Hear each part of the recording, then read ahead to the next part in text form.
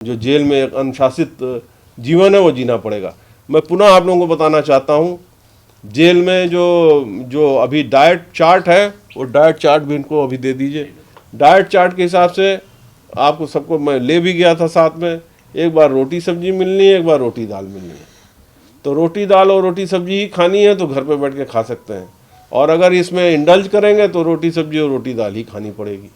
मैं आपको पीछे भी ले गया था, जब अम्बाला जेल में ले गया था तब भी वहाँ यही स्थिति थी।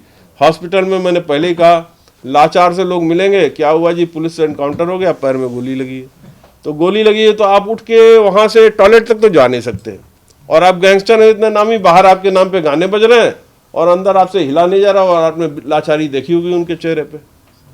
तो ये तो युवाओं को भ्रम में डालने वाली स्थिति है। ये हम लोगों का काम है, आपका काम है, और आप हमारे साथ तो यही हुआ कि लोग मिलते गए और कारवां बढ़ता गया, तो आप लोगों का सहयोग मिला। तो एक समाज में एक युवाओं को एक संदेश हमारी तरफ से, आप लोगों की तरफ से ये जाता रहे कि आपको जो बाहर गाने बजाने आसान है, क्योंकि गाने बजाने में अगर गाने वाले को, गाने इंस्ट्रूमेंट को गोली लगे तो कोई बात नहीं है, पर ये जीते जागते इंसान को जब गोली लगती है और वो अंदर जाता है तो उसकी क्या स्थिति रहती है, ये आपने स्वयं देखा है, दयनीय स्थिति हो जाती है। ये सब जिस तरीके से आपने ये बताया कि अंदर उनकी ये स्थिति होती है, बाहर ग्लोरीफाई होती है वो अलग तरीके से, होते थे, गानों के अब तो होते कहाँ हैं, अब तो आपने ठीक कर दिया सर बनाने के माध्यम से। जी। आपको लगता है कि जो गैंगस्टर जिसको पहली बार पकड़ा जाता है उसकी जेल के अंदर की स्थिति की रील भी दिखाई जाए, क्योंकि डिजिटल युग है, ताकि युवा उससे प्रेरित ना हो, देखिए पता चले कि किस तरीके से वो टॉयलेट साफ कर रहा है और अंदर गंदगी साफ कर रहा है। देखिए व्यक्तिगत रूप से किसी का नहीं दिखाया सकता, वो कम से कम गैंगस्टर नहीं, वो किसी का भी अगर आप दिखाते हैं तो उसका निष्ठा का हनन है, उसमें लीगल इश्यूज इन्वॉल्व हैं, उसमें प्राइवेसी के मैटर इन्वॉल्व है, और आप भी जिम्मेवार आदमी हैं और मैं भी जिम्मेवार आदमी हूँ। इस तरह की डिस्कशन पे ले जाना ठीक नहीं है, उसमें वैधानिक कई प्रॉब्लम आ सकती। पर विदाउट नेमिंग एनीबडी, अगर आप ये दिखा रहे हो कि हमारे नियम के अनुसार से ये पालना होती है, जो इसकी बात मैं कर रहा हूँ, तो ये नियमों के अंतर्गत है। मैं क्या बात कर रहा हूँ, मैं सिंपल कर रहा हूँ, नियमों में ये नियमावली है, इस नियमावली के हिसाब से इनको काम अलॉटेड है, आपको देखना। आप चलो, इंप्रेशन होता है इस तरीके का डीजी साहब, एक इंप्रेशन बाहर ये होता है कि अंदर अगर कोई कैदी है तो कैदी जो अंदर है वो तो पूरा आराम से रहते हैं, जो कुख्यात कैदी है, जो वो तो प्रिजन है वो काम करते हैं। वो तो इंप्रेशन खत्म हो गई ना, वो देखिए पीछे लेके आ रहे हैं, वो देखिए, देख लिया ना, ये देखिए आ रहा है ना पीछे से, तो वो इंप्रेशन तो खत्म हो गई आपसे जब बात कर ली। तो आगे ब्रांडेड का विषय पड़ा था जी, ब्रांडेड शूज इस्तेमाल करते हैं लोग, कपड़े भी ब्रांडेड डालते हैं, देखिए कैसे उपलब्ध होते हैं? देखिए उपलब्ध की बात नहीं है, वो जब गिरफ्तार होते थे तो उनके पास ये चीज़ें होती थी और वो कंटिन्यू करते थे। अब हमने सिंपल सी बात है, जो हमारी वर्दी उपलब्ध है वही उनको सबको उपलब्ध कराई जा रही है और उसी वर्दी में रह रहे हैं। मैं इसीलिए आप लोगों को ले गया था दिखाने के लिए कि आप लोग देख लेंगे ये वर्दी में रहते कि नहीं रहते। सर एक पंजाब की एक रील बनी हुई है सर, जिसके अंदर एक जेलों की और संख्या कितनी है सर, एक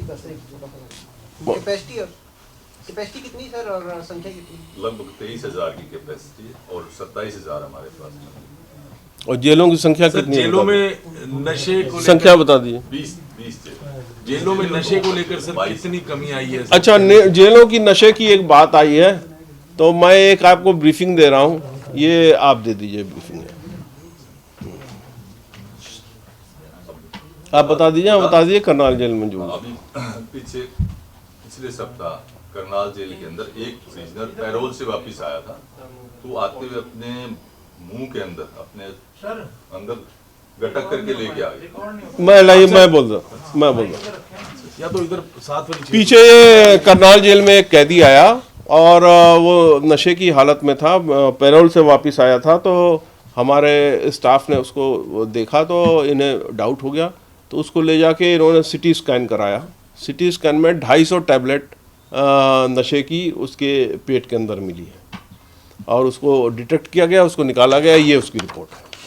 पेट के अंदर मतलब गटक के ले गया सर, वो टैबलेट्स बची हुई थी?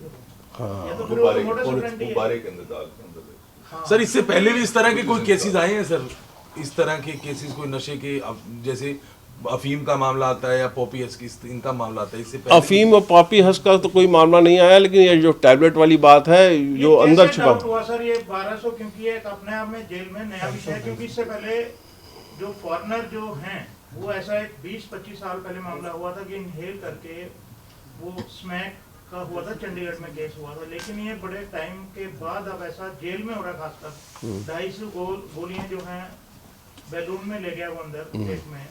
तो कैसे आप लोगों को डाउट हुआ, क्योंकि एक नई तरह का देखिए हमारे जो प्रिजन डिपार्टमेंट के अधिकारी कर्मचारी हैं वो सारे 25-25, 30 साल से यही काम कर रहे हैं। तो ये थोड़ा सा इसके हालात ऐसे लग रहे थे, नशे की हालात थी और थोड़ा सा घबराहट भी थी। थोड़ा इन्होंने उससे पूछताछ की, इन्होंने डाउट हो गया तो इन्होंने वहाँ से फ़ोन किया यहाँ हेडक्वार्टर पे। यहाँ पे कंसल्टेंट साहब से भी बात हुई, हमारे भी नोटिस में लाया गया। फिर ये हुआ कि इनका सिटी स्कैन कराया जाए। सिटी स्कैन कराया गया, 250 कैप्सूल पाया गया। ये उसकी रिपोर्ट है, इसकी मैं कॉपी आप लोगों को उपलब्ध करा दे रहा हूँ। इसकी कॉपी बनवा दीजिए 10। इसके बाद कोई और सभी जेल्स में कुछ इस तरह की सर्च की हो या किसी पे डाउट हुआ हो, उसकी भी कोई जांच? देखिए मैं आपको बता रहा हूँ कि अगर कोई वारदात पकड़ी जाती है तो वारदात पकड़ी जाने का मतलब ये भी हुआ कि मतलब आप तो एक उसका कंक्लूजन आप निकालने का ऐसा हो रहा था, और दूसरा कंक्लूजन उसका ये कि हम सतर्क थे जो हमने पकड़ लिया। तो बाकी जगह पे भी पहले से सतर्कता है और इस पे विशेष निगाह रखी जा रही है। और हमारे जो स्टाफ के अधिकारी कर्मचारी हैं उनको लगातार इस पे सेंसिटाइज किया जाता है, उस पर लुकआउट पे रहते हैं। क्योंकि इसका कारण यह है कि हमारे यहाँ जो ड्रग डी एडिक्शन सेंटर्स हैं वो हमारे सारे जेलों में चल रहे हैं, और ड्रग डी एडिक्शन सेंटर पे हमारे पास काउंसलर भी हैं और जो उनको ड्रग्स छुड़वाने का काम करते हैं वो भी है। तो ये व्यवस्था हमारे ये पास कहाँ का रहने वाला बंदा? मतलब है। ये इसी में दिया हुआ है, इसको सारा डिटेल आप बना के दे दीजिए। सर अम्बाला जेल को भी शिफ्ट करने की बात चल रही है, क्या कुछ उसका स्टेटस है? स्टेटस उसका है अपना, जब समय होगा शिफ्ट कर लेंगे, कोई दिक्कत नहीं सर एक बनेगा तो। एक ये भी आता है कि जेल के बाहर कई जेल की दीवार छोटी हैं और वहां से बाहर से ड्रग्स फेंके जाते हैं सर। देखिए ड्रग्स की बात नहीं है, ये बात आपकी सही है कि सामान कई तरह के फेंके जाते हैं, फेंके जाते थे। मतलब अगर बाहर अगर आप पेट्रोलिंग ढंग से ना लगाएं तो फेंके जा सकते हैं, पर आज की डेट में इसकी कोई प्रॉब्लम नहीं है। हमारे सारे जेलों के बाहर पेट्रोलिंग है और कई जेलों के बाहर बीएसएफ की पेट्रोलिंग है। तो क्योंकि हमारे पास बड़े सेंसिटिव प्रिजन इनमेट्स भी हैं जो बाहर से आए हुए हैं, जिसमें जम्मू कश्मीर के भी हैं। तो इसमें काफ़ी सख्ती की गई है और इस समय इसकी कोई घटना, इस तरह कोई घटना नहीं है। ना हमारे पास कोई मोबाइल की चलने की घटना है, ना अंदर से कोई बाहर फिरौती मांगने की घटना है, और ना किसी तरह के फ़ोन कॉल करने की घटना है। सर एक नवंबर में प्रदर्शनी की बात कही थी आपने पंचकुला में। मैंने प्रदर्शनी की बात कही थी।